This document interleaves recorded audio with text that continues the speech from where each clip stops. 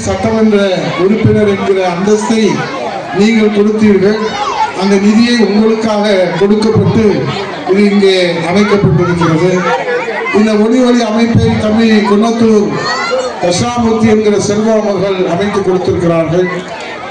இந்த நிகழ்வை பாதுகாப்போடு நடத்துவதற்காக பாதுகாப்பு நடவடிக்கை நான் அமைச்சராக பல நலத்திட்டங்களை செய்திருக்கிறேன். எப்போது வந்தாலும் ஒரு தாய் தன் பிள்ளையை எப்படி வரவேற்பார்களோ அதை போன்று ஒரு தாய் உள்ளத்தோடு எங்களை வரவேற்று எங்களுக்கு ஆதரவு நல்கிற போது எங்களுக்கு இன்னும் உற்சாகமும் நம்பிக்கையும். இப்போது இங்கே வருகிற தாய்மாரிடத்திலே குழந்தைகளிடத்திலே இந்த பொன்னாடை அணிவிக்க முடியவில்லை என்றாலும் இங்கே கதராடை உங்களுக்கு அணிவித்து அவர்களுக்கு வணக்கம் சொல்ல வேண்டும் என்று சொல்லுகிற போது அந்த தாய் எங்கள் முகத்தை பார்த்து சொல்லுகிற உதயகுமார், நீ கவலைப்படாதே, எப்போதுமே எங்கள் தொகுதிக்கு நீதான் செல்ல பிள்ளை, எங்கள் வாக்கு இரட்டை இலைக்குத்தான் என்று சொல்லுகிற போது என் அருமை சகோதரர் நவரச பன்னீர், வென்றுவா மகனே சென்றுவா மகனே, எடப்பாடியாருடைய எழுச்சி பயணத்திலே என் முழக்கம் எழுப்பது என்று சொல்லி ஆகவே இந்த அவர் வைத்த பாசம் தான் எங்களை திரும்ப திரும்ப கண்ணன் பேசுகிற போதும் தமிழ்ச்செல்வன் பேசுகிற போதும் 120 கல்யாணம் நடத்துகிற போது உங்கள் அனைவருக்கும் அழைப்புதல் கொடுத்துத்தான் அந்த திருமணத்தை நடத்தினோம். அழைப்புதல் என்றால் ஒரு அழைப்புதல் கொடுப்பதில்லை, அதோடு தாய்க்கு சீக்கிரமாக ஒரு சேவைக்கு. என்னுடைய குழந்தைக்கு மூத்த மகளுக்கு திருமணம் நடைபெறுகிற போது தாம்பரத்தை வைத்துத்தான் நாங்களை அழைத்து அந்த திருமணத்தை நடத்தினோம். கொரோனா காலத்திலே யாரும் எட்டி பார்க்கவில்லை. இப்போது சட்டையை தூக்கிட்டு வருகிறவர்கள் அப்போது எட்டி பார்க்கவில்லை. கொரோனா காலத்திலே உங்கள் கதவை தட்டி உங்கள் வாசலிலே அரிசி தொகுப்பு, காய்கறி தொகுப்பு, கோதுமை தொகுப்பு, கபசர குடிநீர் தொகுப்பை வைத்து உங்களுக்கு அரணாக இருந்தது அம்மாவின் பிள்ளைகளான நாங்கள் தான். நான் இதை குறையாவோ நிறையாவோ சொல்லல, ஏதோ வாக்குகளை கேட்பதற்காக வருபவர்கள் அல்ல. நான் உங்களுக்கு எங்கள் வாழ்நாள் முழுவதும் சேவை செய்கிற வாய்ப்பை நீங்கள் எங்களுக்கு வழங்கியிருக்கிறீர்கள். 10 ஆண்டு தொடர்ந்து திருமங்கலம் சட்டமன்ற தொகுதி வரலாற்றிலே இதுவரை யாரும் சேவை செய்கிற வாய்ப்பை பெற்றதில்லை.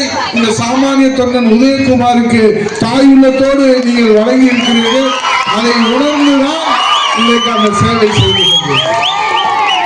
எந்த கோரிக்கையாக இருந்தாலும், கோயில் திருவிழா கோரிக்கைகள், சமுதாய பெரியவர்கள் இந்த மண்ணுக்காக போராடிய அந்த தியாகிகளுடைய நினைவை போற்றுகின்ற திருவிழாக்கள், அதே போல ஒரு சாக்கடை பிரச்சனை, தெருவிளக்கு பிரச்சனை, சுகாதார பிரச்சனை, கல்வி நிலைய பிரச்சனை, இந்த சாலைகள், இணைப்பு சாலைகள் என்று எதுவாக இருந்தாலும் 116 ஊராட்சிகளிலே 315 வருவாய் கிராமங்களிலே இந்த உதயகுமார் என்கிற தொண்டனின் கால் படாத கிராமமே இல்லை என்பதை என்னால் அடித்து சொல்ல ஒரு முறை அல்ல, இருமுறை அல்ல.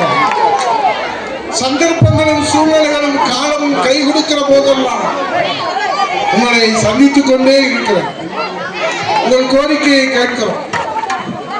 இப்போது என்னிடத்தில் அமைச்சர் பதவி இல்லை, என்னிடத்திலே பாதுகாப்பு அதிகாரிகள் இல்லை, என்னிடத்திலே உதவியாளர்கள் இல்லை, வட்டாட்சியர் இல்லை, கோட்டாட்சியர் இல்லை, மாவட்ட ஆட்சியர் என்னோடு வர வேண்டும் என்கிற கட்டாயம் இல்லை. ஏனென்றால் நான் அமைச்சர் இல்லை. 10 ஆண்டுகள் அமைச்சராக இருக்கிற போது நான் செல்லுகிற முகாம்களுக்கு IAS அதிகாரிகள் வருவார்கள். நான் குறைகளை கேட்டு அவரிடத்திலே சொன்னவுடன் அவர்கள் நிறைவேற்றி தருவார்கள். கிராம நிர்வாக அலுவலர்கள் வருவார்கள், காவல்துறை அதிகாரிகள் வருவார்கள். அந்த கோரிக்கைகளை எல்லாம் அவரிடத்திலே கொண்டு செல்கிற போது அதை நிவர்த்தி செய்து தருவார். இப்போது அதிகாரம் இல்லை என்பதற்காக உதயகுமார் வீட்டிலே இருந்து விடவில்லை. ஆளுகிற கட்சியாக இருந்தாலும் எதிர்கட்சியாக இருந்தாலும் அதிகாரம் இருந்தாலும் அதிகாரம் இல்லை என்றாலும் உங்களுக்கு சேவை செய்வதிலே 1% கூட பின்னடைவு ஏற்பட்டுவிடக் கூடாது என்பதற்காக இன்றைக்கும் 24 மணி நேரமும் உங்களுக்காக உழைத்துக் கொண்டிருக்கிறோம். அதிகாரம் இல்லை என்றால் என்ன?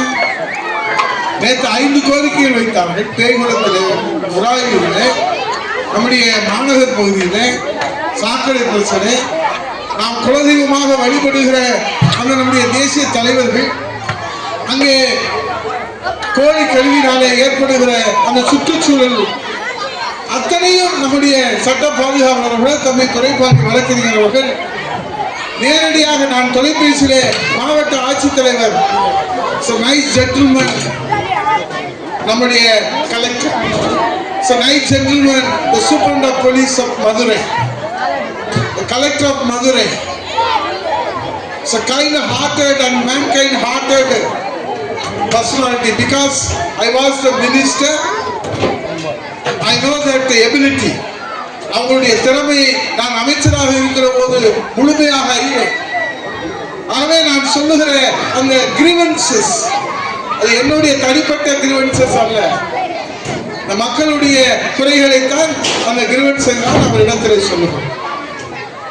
ஆகவேதான் இன்றைக்கு இங்கே பேசுகிற போது சொன்னார் புரட்சி தமிழர் ஐயா எடப்பாடி அவர்கள் எழுச்சி பயணம். அந்த எழுச்சி பயணம் இன்றைக்கு கொடிகட்டி பறக்கிறது.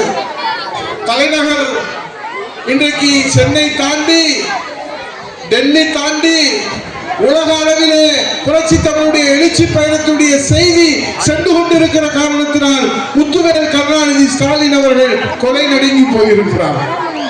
அவர் ஏற்கனவே தொடர் நடுங்கிதான், இப்ப கொலை நடுங்கி போயிருக்கார். ஏன் தெரியுமா? அண்டர் எஸ்டிமேட் என்று ஆங்கிலத்திலே சொல்வார்கள். புரட்சி தமிழர் மாண்புமிகு எதிர்க்கட்சி தலைவர் வருங்கால முதலமைச்சர் எடப்பாடியாரை ஸ்டாலின் அவர்கள் குறைத்து மதிப்பிட்டு விட்டார். ஆகவே நாம் மதிப்பிட்டது தவறு, இதோ மக்கள் மதிப்பீடு, அவர்தான் வருங்கால முதலமைச்சர் என்பதை மக்கள் தீர்மானிக்க இருக்கிறார்கள் என்பதுதான் அந்த எழுச்சி பயணத்துடைய தீர்ப்பு. உடனே அதிகாரிகள் கூப்பிடுறாரு, நாகரமான அந்த ஃபைல் எடுத்துட்டு வா, இந்த ஃபைல் எடுத்துட்டு வா. இப்ப 2 நாள் கோயம்புத்தூர், இப்ப 2 நாள் விழுப்புரம். இன்னைக்கு காலையில ஒரு அறிவிப்பு, இனிமேல் ரேஷன் கடை பொருள் எல்லாம் நாங்க வீட்டிலேயே வந்து தர்றோம். அவனை 4.5 வருஷம் நீ தூங்கிட்டு எங்க எடப்பாடியார் களத்துல இறங்கின உடனே மக்கள் கொடுக்கிற வரவேற்பை பார்த்துட்டு நீ வீட்டுல கொண்டு போய் பொருள் கொடுத்தாலும் சரி, வாயிலே ஊட்டி விட்டாலும் சரி, இந்த தாய் தமிழ்நாட்டு மக்கள் புரட்சி தமிழர் ஐயா எடப்பாடியாரை தான் முதலமைச்சராக தேர்வு செய்வதற்கு கலந்து கொண்டிருக்கிறார். 16 லட்சம் குடும்பங்களுக்கு கொடுக்க போறாங்க. எப்போ? வீட்டுக்கு போற போதா? நீங்க தான் வீட்டுக்கு போகணும்னு மக்கள் முடிவு பண்ணிட்டாங்க. அப்புறம் எதுக்கு நீங்க இப்ப அறிவிக்கிறீங்க? அத சொல்றாரு திராவிட மாடல் அரசு அப்படின்னு நீங்க மட்டும்தான் சொல்றீங்க. இந்த மக்கள் இங்க இருக்கிற மருதமுடியில கள்ளிக்குடியில யாரையாவது கூப்பிட்டு கேளுங்க, ஸ்டாலின் அரசு என்ன அரசு கேளுங்க. திராவிட மாடல் அரசு இல்ல தூமுக கண்ணன் பிரசிடென்ட் கேட்போம், இல்ல முன்னு சரவணன் கேட்போம், இல்ல எங்க மகளிரணி சுமதி சுவாமிநாதன், உஷா சுந்தரம், எங்க சரஸ்வதி, எங்க நிரோஷா, எங்க பாண்டீஸ்வரி, எங்க கல்விவேலுடைய கல்லுப்பட்டியுடைய மீனலட்சுமி, இலக்கிய யாதவன். திராவிட மாடல் அரசுனா யாருக்கும் தெரியாது. ஸ்டாலின் ஃபெயிலியர் மாடல் அரசு என்று சொன்னால்தான் இந்த தமிழ்நாட்டு மக்களுக்கு தெரியும். Hanbal waste, simply waste. அதுதான் புரட்சி தமிழையா எடப்பாடியார் மக்கள் மத்தியிலே விழித்துக் கொண்டிருக்கிறார். அதுதான் பள்ளிக்குண்டு ராஜேந்திரனும் திருப்பதியும் ஒவ்வொரு வீடுகளா போய் சொல்லிட்டு இருக்கிறாங்க. ஆகவே இப்போது நேரம் அதிகமாகிவிட்டது. ஏப்பா மாப்பிள்ள அண்ணன் பேட்டு தருவா, பேட்டு வாங்க போறோம், வாங்கிட்டு மாப்பிள்ள அப்படின்னு நீங்க பாய் பாய்னு சொல்லிட்டு போயிடக்கூடாது. பாய் பாய் சொல்லணும். நீங்கள் சொல்லுகிற பாய் பாய் இந்த ஸ்டாலின் அரசுக்குத்தான் பாய் பாய். நீங்கள் சொல்லுகிற வெல்கம் புரட்சி தமிழையா எடப்பாடியார் தலைமையிலான அம்மா அரசுக்கு வெல்கம், ஸ்டாலின் அரசுக்கு பாய் பாய், டாடா, போயிட்டு வா வீட்டுக்கு, போதும் உங்க அரசு. நன்றி, வணக்கம். இப்ப வணக்கம்.